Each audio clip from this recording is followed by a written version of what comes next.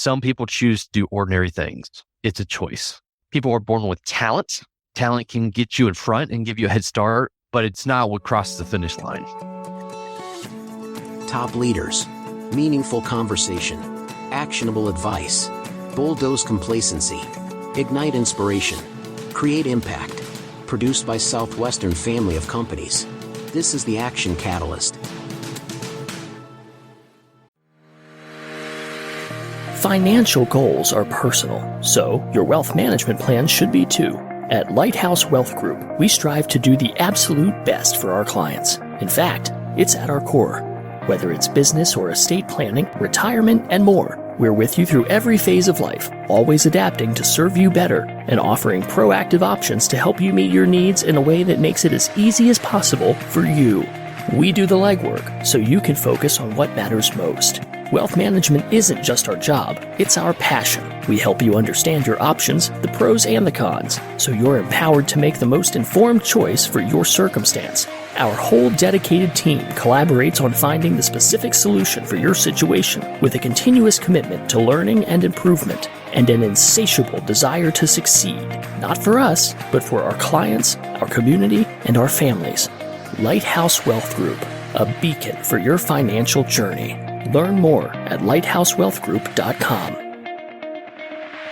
Investment advisory services offered through SageSpring Wealth Partners, an independent registered investment advisor. SageSpring Wealth Partners and Lighthouse Wealth Group are not registered broker-dealers or independent of Raymond James Financial Services. Securities offered through Raymond James Financial Services Incorporated, member FINRA, SIPC. Representatives may not be registered to offer securities and advisory services in all states. Any opinions are those of the Action Catalyst and not necessarily those of Raymond James. Expressions of opinion are of this date and are subject to change without notice. Investing involves risk, and you may incur a profit or loss regardless of strategy selected.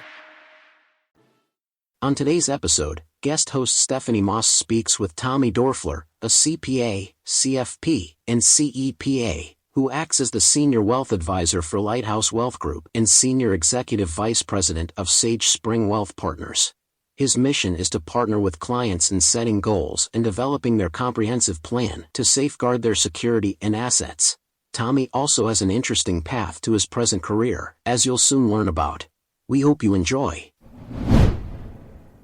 I want to welcome to the show. It is my brother. How did I become such an awesome brother? Oh, Stephanie, I could spend hours on this. I could spend hours on this. Tommy Doerfler. He also goes by several different names, which we will explore in the podcast, including Tommy Steele. Oh, boy. Welcome, Tommy. I was going to say thanks for having me, but I'm not sure so much thanks is in order. So grateful to be here. Glad to be here. In all seriousness, thank you for having me. Going to regret this later.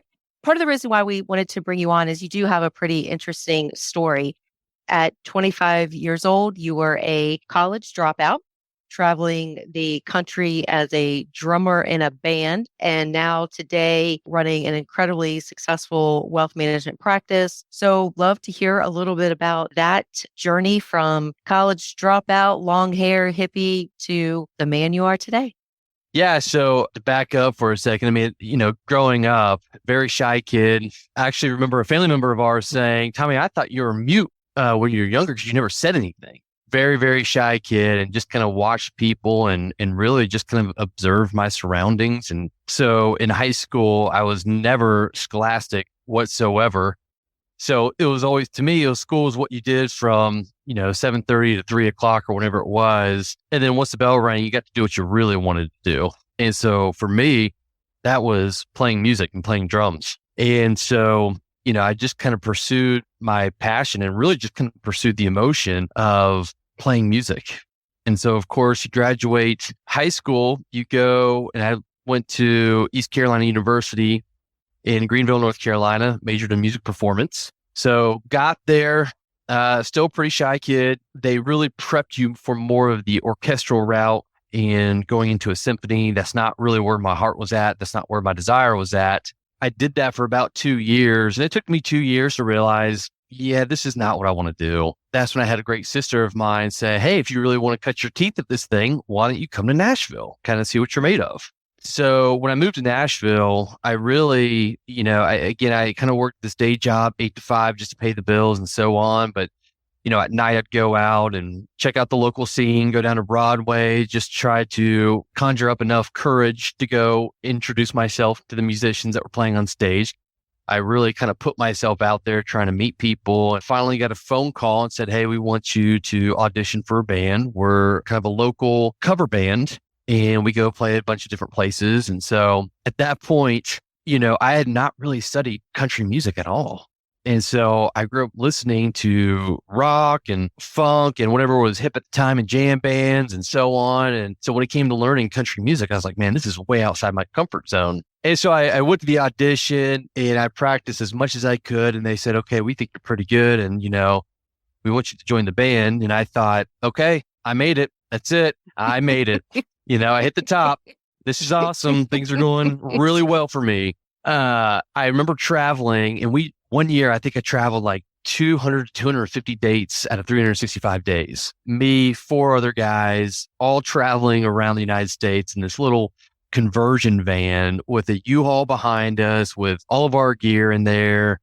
It was such a fun time because I had 0 responsibilities. I didn't have to work. I got to do this for a living, made just enough money, and I absolutely loved it. And it was something that I'm like, man, this is so much fun. I can't believe I'm traveling. Just like, man, this is awesome. I'm here. I've arrived and this is great. So after doing that a little while, you get to a point where you sit there and tell yourself like, all right, I need to keep moving forward. Let's keep pushing this along. Where is this going to go? Am I going to have to do this forever? Am I always just going to make this amount of money? Well, what about the future? And so after 2.5 to 3 years of that, I finally recognized, I'm like, this is not sustainable for me. The music industry, it's an awesome industry. It really is. I mean, artists get to be who they want and they can showcase their talents and they really kind of bear it all when they're on stage playing live in a performance, but once you come down off the stage, it was, wait a minute, who am I now? And what's my real purpose here? And what am I supposed to be doing? And this is fun. I want to make a career. So I had no idea if I'm not going to do this, I have no skill set. I have no resume. I just had nothing to show that I was marketable as far as an employee. So fast forward, I go re-enroll back at Middle Tennessee State University here in Murfreesboro, Tennessee, major in finance, take my first accounting class. And I remember walking out of the class and I was just one of those very weird and odd students that thought to themselves, I get this. This is kind of cool. Where everybody else walked out like, oh my gosh, are you kidding me? This is horrible. This is dry. And so I was like, I was sitting there, no, this is cool. This is cool. And they're like, I don't think you know what cool is, man. So this is your idea of cool. You're off base. And so when I started wrapping up school, that's where I was introduced to somebody who started their own investment firm. And he's like, hey, I could always use some help around the office if you want to come in and I'll even pay you a little bit of money. And I thought, well, that's kind of a win-win. So I started working for him and I was just kind of a fly in the wall and listening to the conversations he had with his clients and thought, man, this is the coolest thing in the world. He's basically taking what I'm learning in all these classes and sharing it with other people that don't have an interest or passion in this. Wait a minute, this is kind of cool. I want to keep learning this and then I want to help other people understand these things so they can know what the right thing to do is. And so, things just kind of turned. I think that's, God just kind of redirected my passion and I had to go this way to ultimately get to where I am today. So as an older sibling, some of what I've been able to watch you accomplish has been tremendous. Physically, intellectually, spiritually, the family that you and your wife are building right now. Share with us a little bit about some of those accomplishments. Yeah, so it was a time where I started going back to college and, again, I think the first 20, 25 years of my life, I was just kind of watching, kind of seeing life happen in front of me and not really being the participant. And then finally, when I realized, hey, I'm going back to school, I really felt something kick in. This is not on somebody else. This is not somebody else's expectations. So whatever happens from here going forward, it's on me. And I think I had to have that independence and break away a little bit to really, truly discover that. When I went back to school, you got to understand I was a C student at best. I mean, every time report cards came out, I'm like, oh, great. When I went back to school, it was like, okay, I'm not doing that for anybody else. I'm doing it for me. And so, my first 2 semesters, I got straight A's. Well, that's not really a big deal for most people, but coming where I was coming from, it was a huge deal for me. And so all of a sudden, it was like, wow, okay, if I apply myself, if I do these things, maybe the outcome will show itself.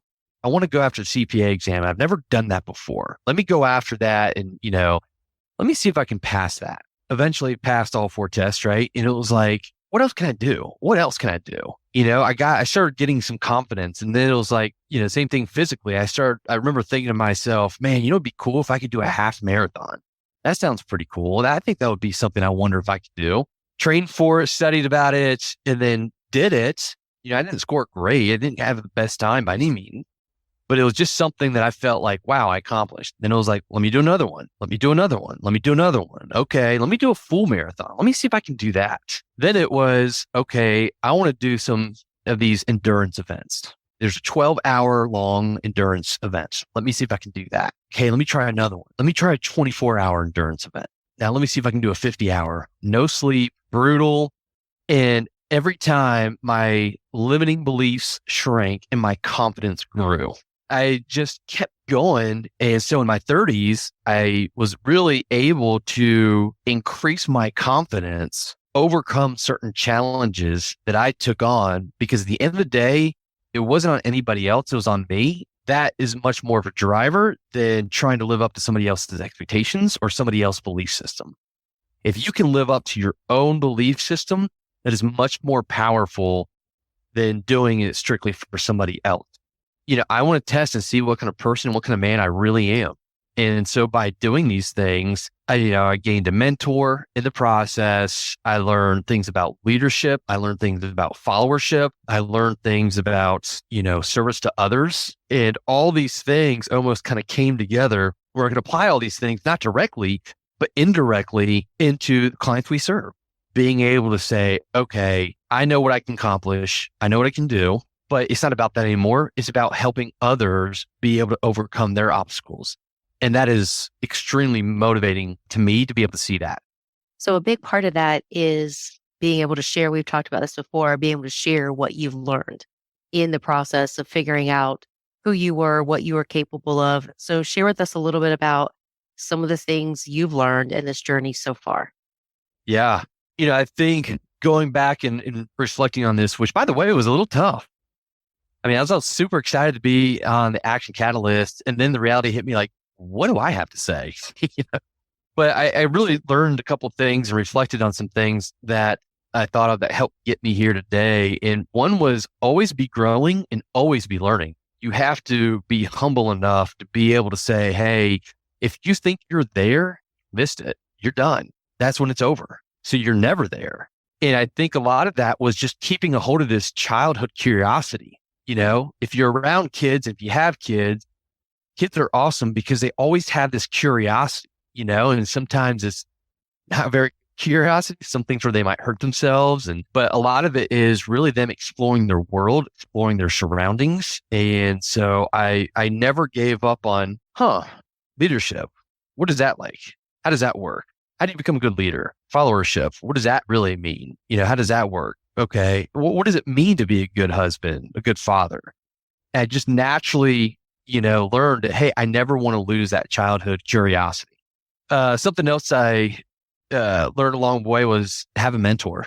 A mentor is different than a father. A mentor is different from a cheerleader. A mentor is different from a teacher. A mentor to me was somebody who said, I'm not going to tell you all the things you want to hear. I'm going to tell you the things you need to hear, but not because I'm a dictator, not because of anything other than because I care about you and I want you to grow and I want you to keep learning. Always believe in yourself, right? And we've all heard that before, but if you don't believe in yourself, why should anybody else believe in you? And that was really profound to me because I was like, wow, it takes away hey, it doesn't matter what other people think about you. It doesn't matter what other people say about you. It's a matter of you believing in yourself and proving naysayers wrong. And the other thing I think I've learned is ordinary people can really do extraordinary things. I really do believe that. And people tend to put people on a pedestal, and I don't like that because at the end of the day, we're all ordinary people, but some people choose to do ordinary things. And a lot of times it's a choice. And how far you take that is up to you. And so I don't believe that people were born with a better ability than others. I think people were born with talent. Talent can get you I can get you in front and give you a head start, but it's not what crosses the finish line. Do you think, and I'm going to come back to a childhood memory here, do you think that initial belief in yourself started when mom and dad bought you new tennis shoes and you would run down the kitchen hallway and try and jump to touch the top of the doorway? I mean, you practiced that for hours and years, in fact. I like to think that it contributed. Yeah, I do. Talk to me about some of the things you've learned from a leadership perspective. Obviously, you run a business now. What makes a good leader? How do you become a good leader? Talk to us a little bit about some of the leadership traits you've learned through the years. Well, I think the first trait is what I had to learn the hard way, which is through failure. One of the things I think I've recognized is to be a good leader, you got to be a good follower. I'm very decisive. I'm very take charge. Let's do this. Let's stay focused. Not somebody who says, hey, let's just sit here and talk about how we're feeling in the moment, and that's not naturally my inclination. And so when I was in a followership position, I was constantly pushing the envelope. I was constantly, let's do this, let's do this, let's do this. And I think my partner had to say, slow down, man. Be patient. Your time will come. And I think even in a team meeting, everybody said, Tommy, you just need to relax a little bit. And I'm like, relax. We've got too much stuff to do. Let's go. And I get it now because I had to learn those things because now as a leader, I know what's going through the minds of a follower. You know what I mean? I know you've got to be able to relate. You've got to be able to have empathy. You've got to be able to understand where their followers are coming from. And unless you put yourself in that position, it's too easy to become a dictator. I think it's called wisdom. You live life forward, you understand it backwards. And now I know what my business partner was basically telling me is like, you got to slow down. You got to be comfortable being a follower because when you switch over, and you will at some point, to being a leader, you better remember how that is, because if you don't, there is a chance that you might become this dictator because you're not relating to your people enough. That was something I had to learn the hard way. The other thing I think is, core values. I think you have to hire and fire around core values, especially in our world, we have a lot of designations, a lot of licenses you can get that kind of prove on what you know. But at the same time, it's not always about what you know. It's the soft skills, right? Being a team player, taking initiative when you're not asked to, doing things outside of your role and responsibility. Those things do get noticed, and that can be a difference maker between somebody that's doing all the right things and somebody who's going to be with you your entire career. Absolutely. I've heard you comment in the past, one of the things that you learned was the difference between conversation and communication. Mm-hmm. Tell me about that. Yeah, I think in leadership positions, a lot of times we all like to have conversations with people, right? And sometimes I've realized that when I was doing my endurance events, they really put you in positions in both leadership and followership positions, right? Where you have to be a follower now. That's your role. Okay, now we got to switch over, be a leader. And when you're a follower, it's easy to have conversations with everybody. Hey, how do you feel about this? Okay, yeah, that sounds good. And you're just kind of really conversing. When you're in a leadership position, there is a difference between conversing and communicating. Conversing is something like, hey, it'd be great. It'd be great if we did this project. I think this project would be really good for our team. That would be really cool, wouldn't it? Yeah. Okay, yeah. The next day you come in and leader goes, so how are we doing on that project? They're like, well, I thought we were just having a conversation. I didn't know there was something that came out of that. We were just talking about how cool it'd be or what that would look like or so on. And what I've realized is when you are communicating what the initiative is, what the project is, what the goal is in your organization, you have to be very clear in communication. Here is the goal. Here is the goal. We are trying to do X, Y, and Z. This is the time frame this needs to be done by, if possible. Here are your resources to help you to get this done by this date. Here are the people you need to talk to. Don't worry about these people over here. What questions do you have? And is there anything you need from me to be able to execute? That is communication. And your team will tell you if you're not communicating. Just listen to the team, listen to what they have to say. Don't need to act on everything, right? But you need to be able to give an environment where you're listening to them and then you can really communicate back to them what is needed. Because that's the difference between a leadership is saying, I've got to get everybody rowing in the same direction and I know where we're going. The follower position is, tell me how fast I need to row and then let me go do it, right? So I have a couple more questions I want to ask, and they revolve around a couple of themes I've picked up from you, which I think are really interesting. One is the term passion. So you talked about, hey, in high school, you certainly didn't start off on this track that you're on now, but you did set out to follow your passion, which at the time was music. Then when you felt like, hey, that's kind of run its course from being a full-time to a hobby status, you were able to find something else that was your passion. The other theme that I heard quite a bit was this idea of you getting out of your comfort zone. You've followed your passions. You've pushed your own self out of a comfort zone. So 2 questions. What else can you do? What's next for you? Great question. I want to continue taking risks. Now, I think in my 30s, it was more of like, okay, the physical part, right? Like the endurance events and, a lot of that was wrapped around more the physical side of things, but taking risks in business. Now, what I mean by that is calculated risks, right? You don't want to be reckless. You don't want to be a reckless person, but the only way to continuously grow is to get outside your comfort zone, or what we call in business, take risk, right? Not knowing what's going to happen and taking that step further. What that looks like, I don't know. I think that'll be yet to be seen. And the other thing is, we have a 3.5, almost a 4-year-old at the house. The biggest thing there is trying to raise her in a very complex world right now, and making sure that she understands what good values are. So I think, what it looks like from here is just continue to grow. And if I ever stop one day growing or not taking risks, then I need to move out of the way for somebody else to do that. Who inspires you? I look around my life and see people that were able to overcome big obstacles, right? But honestly, it's not one person. I'm inspired by watching people do something they didn't believe they could do.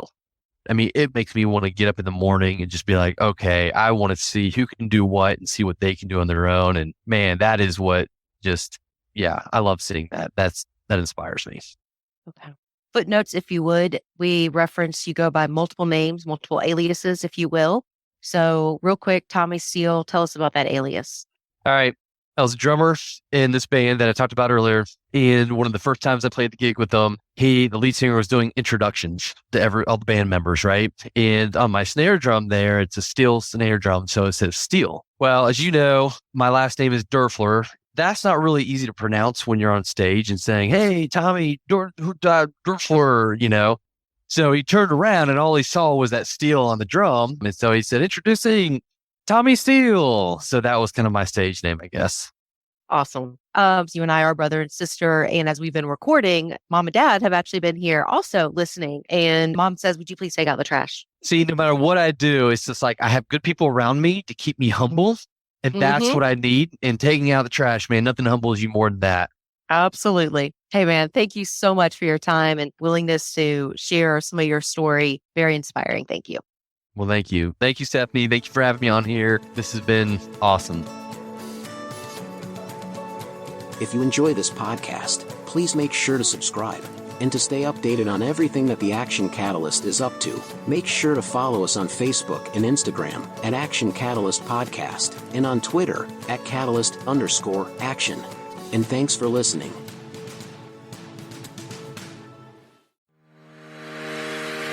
Financial goals are personal, so your wealth management plan should be too. At Lighthouse Wealth Group, we strive to do the absolute best for our clients. In fact, it's at our core.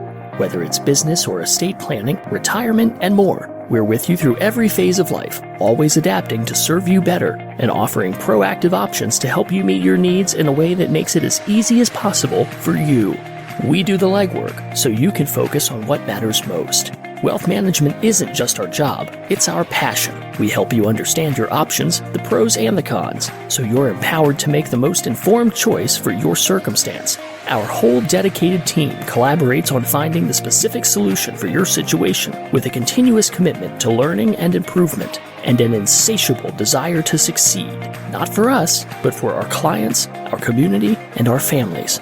Lighthouse Wealth Group, a beacon for your financial journey. Learn more at lighthousewealthgroup.com. Investment advisory services offered through SageSpring Wealth Partners, an independent registered investment advisor. SageSpring Wealth Partners and Lighthouse Wealth Group are not registered broker-dealers, are independent of Raymond James Financial Services. Securities offered through Raymond James Financial Services Incorporated, member FINRA, SIPC. Representatives may not be registered to offer securities and advisory services in all states. Any opinions are those of the Action Catalyst and not necessarily those of Raymond James. Expressions of opinion are of this date and are subject to change without notice. Investing involves risk, and you may incur a profit or loss regardless of strategy selected.